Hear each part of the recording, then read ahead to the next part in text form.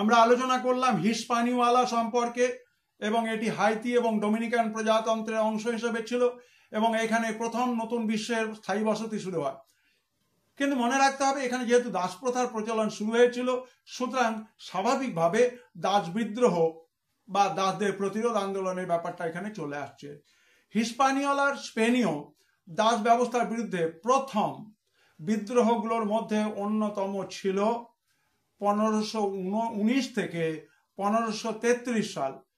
1519 থেকে 1533 সালের মধ্যে ঘটে যাওয়া এনরিকিওর বিদ্রোহ। সুতরাং হিস্পানিওলাতে যে দাস বিদ্রোহ হয়েছিল সেই দাস বিদ্রোহের নাম এনরিকিওর বিদ্রোহ, 1519 থেকে 1533 সাল। সেখানে তাইনো উপজাতির নেতা এনরিকিও স্পেনীয়দের বিরুদ্ধে প্রতিরোধ আন্দোলন গড়ে তোলেন। এছাড়া আফ্রিকান দাসদের নেতৃত্বে সেখানে একাধিক বিদ্রোহ সংঘটিত হয়। সুতরাং অবশ্যই তাইনো জনজাতি এবং এনরিকিওর বিদ্রোহ তোমাদের অত্যন্ত গুরুত্বপূর্ণ এমসিকিউ এর জন্য গুরুত্বপূর্ণ প্রশ্ন হিসেবে বিবেচিত হতে পারে। অন্যান্য ভিডিওর জন্য নজরে রেখো in the light off history, ইতিহাসের আলো ইউটিউব চ্যানেলে।